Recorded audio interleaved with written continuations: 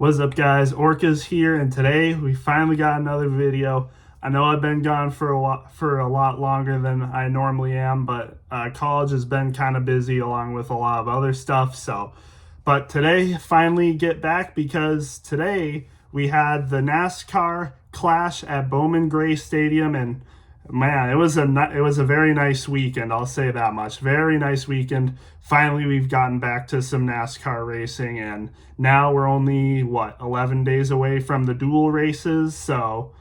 And then 10 days away from Daytona qualifying. So we're finally back. It's good to be back. Finally getting some NASCAR, and now again I'll be able to post weekly videos at the very least for races. Well, except for this week because we have 2 weeks until the Daytona 500, and I'll be making a video for that. And who knows, maybe I'll make a video for the dual races as well and stuff. You never know. But today we got the clash at Bowman Gray, and man, it was definitely, again, like I said, a very exciting weekend. The heat races yesterday were fun. The practices, qualifying and stuff. And then, of course, we had the last chance qualifying today and then the actual race today. And yeah, it was very, very fun. I will admit I kind of got a little bit distracted at, towards the end of the race, like the last half of the race. I don't know. For some reason, I guess I just had a lot of, racing burnout today. I watched all the practices yesterday. I watched all the qualifying heat races. Qualifying and heat races yesterday. I watched the last chance qualifying today. I watched like the previews and stuff. It's been a lot. It was a lot of, race watching basically. So I guess towards, the final 100 laps of the main race, I got a little distracted, but it was still, again, I think a very fun race. The main race anyway, the clash, the actual race. But again, like I said, everything else was very fun too. The heat races, I think, were actually pretty good. Heat races 1 and 4 were really good, in my opinion. Even though they were only 25 laps, there was a lot of stakes, a lot of, roughhousing, a lot of, basically anxiety to get into the actual race, a lot of tension to get into the actual race. You saw people like Ryan Preece rough up John Hunter Nemechek to get into the race. You saw, the first 8 or 10 laps of the first heat, so much stuff going on, insane crashes, and yeah, it was very fun. But I'm here mostly to talk about the main race, but I will talk about the last chance qualifying because Larson and Barry, they were back in the last chance qualifying order pretty far, but both of them made it up and were able to get into the actual race off of the last chance qualifying. Both had really good races. Josh Berry was being very aggressive, but hey, that's what you have to do at Bowman Gray. That's what Bowman Gray basically encourages. I mean, you really have to use your bumper to get by some people, and if they spin out and wreck, well, so be it, because that's what you gotta do. That's what you gotta do in order to gain spots, and we saw that in the main race as well. Kyle Busch, I think, was the first caution in that. Unfortunate day for Kyle Busch. He did okay.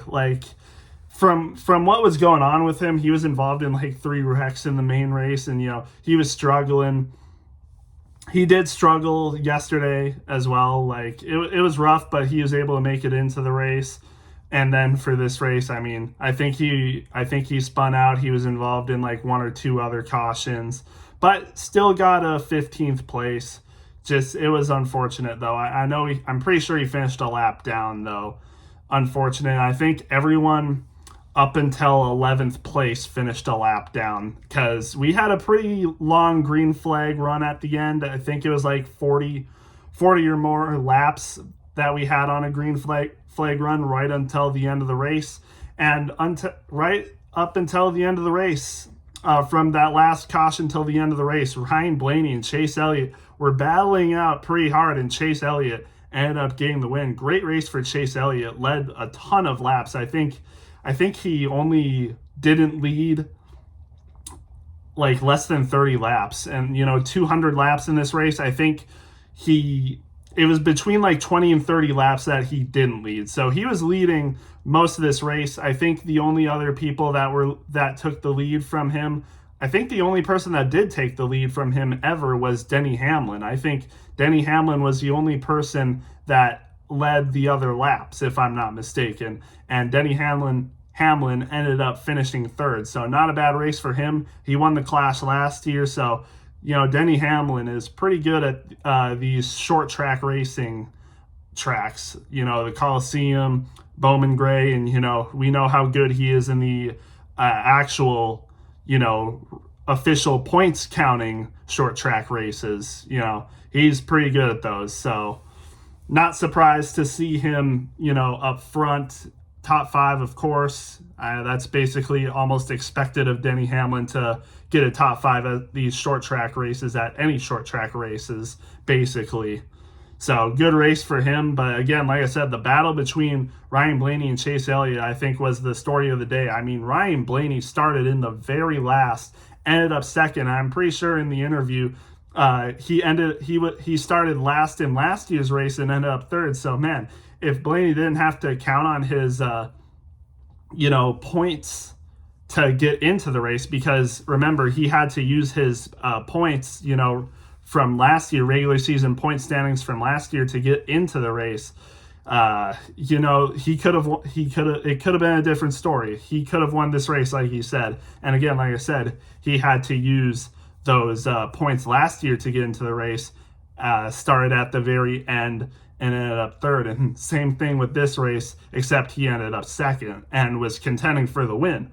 So, if Blaney could just get into the race without having to depend on that, maybe he could actually win one of these. And who knows, maybe he will next year. I don't know where we're going to go. Maybe we'll stay at Bowman Gray for next year's Clash. Maybe we'll move. I saw the commentators, suggest Hickory Stadium. I'm pretty sure that's in Kentucky, if I'm not mistaken. I could be wrong on that, though, for sure.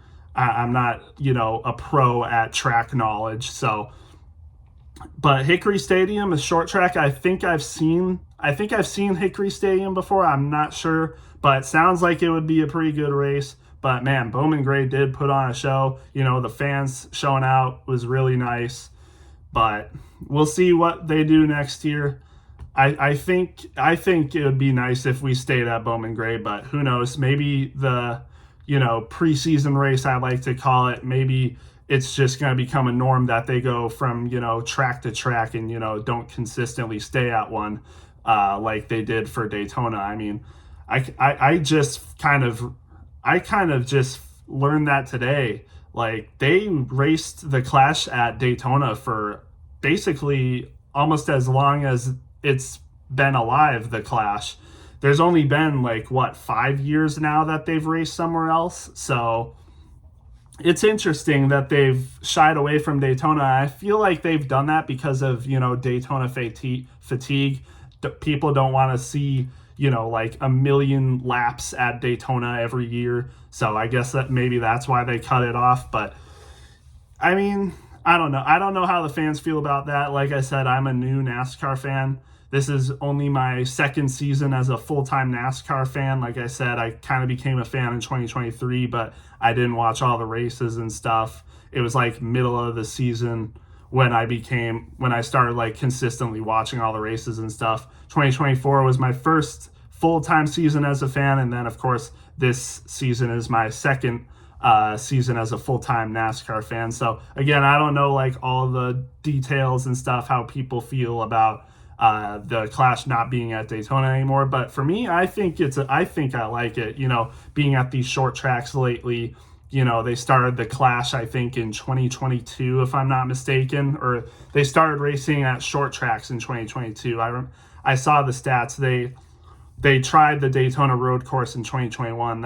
I guess that didn't work out so well. Then they went to the Coliseum. Now they went to Bowman Gray, and yeah, we'll see what they do next year.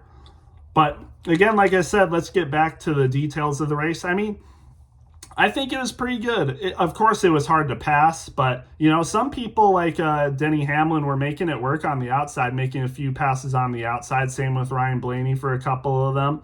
But basically, the only way you could pass people is going, right on the inside and trying to, drive right into the corner. And, if you have to bump someone out of the way to do that, then so be it.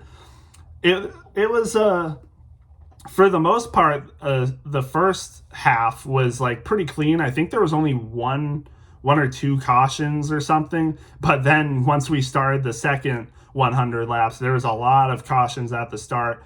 Unfortunately, you saw people like Chase Briscoe, unfortunately, get wrecked out of the race. I think there was something wrong with his steering. So unfortunate for me as a Chase Briscoe fan, he's the only person that did not finish this race out of the 23 drivers. So not a great start for Chase Briscoe to start the season, but hey, at least it's not a points race. At least it's not a points race.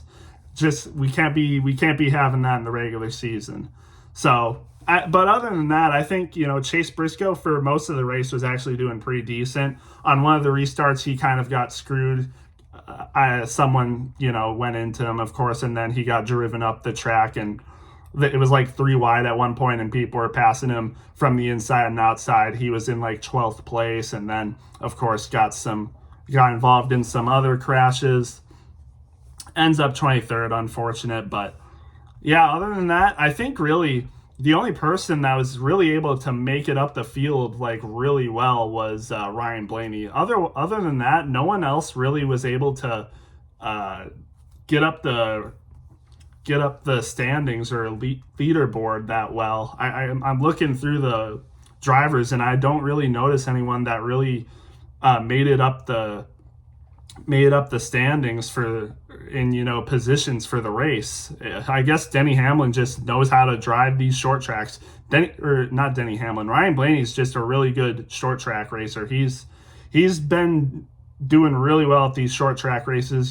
He won Iowa last year, of course. He won another short track. I think what did he win, Martinsville or something, to get to the Final Four.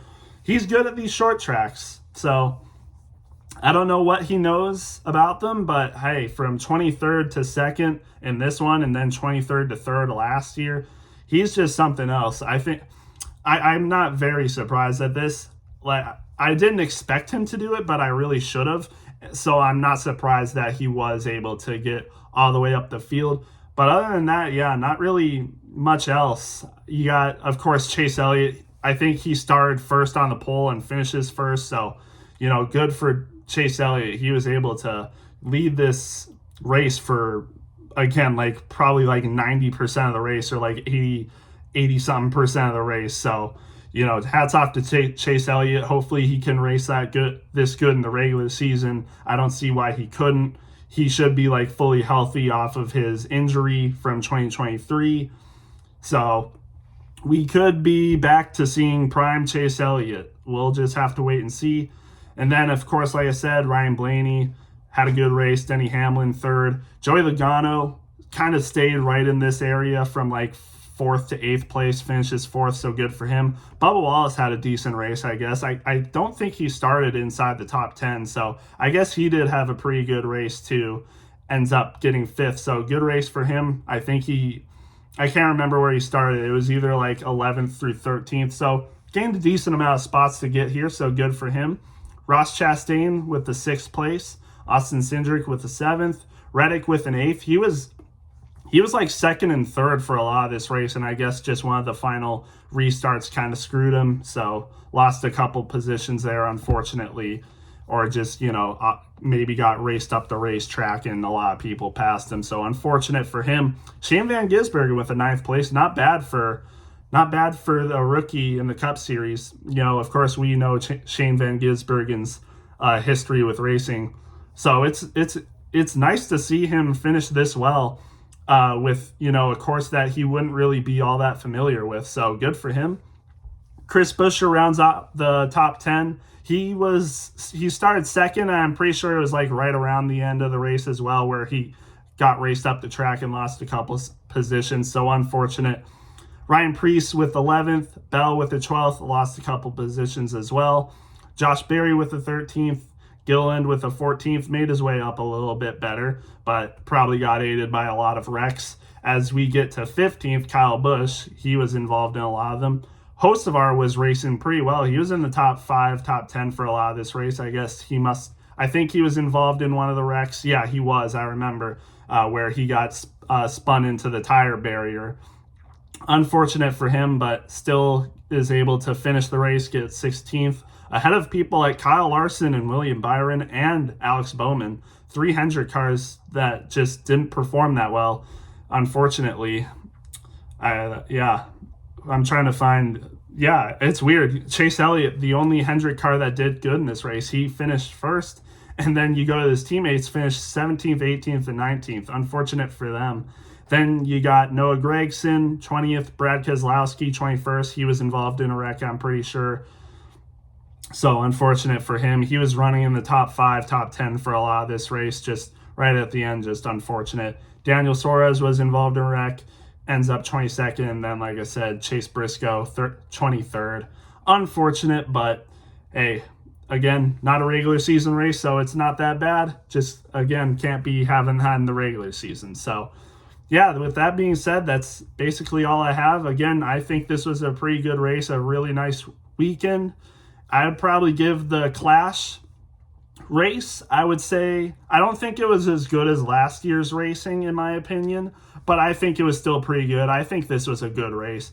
I'd give it like a 78 or like a 7.8 out of 10, 7.7 around that. So a good race, not a meh race, not a great race, but a good race. So yeah, with that being said, I'll get this up for you guys, and we'll see you in the next video.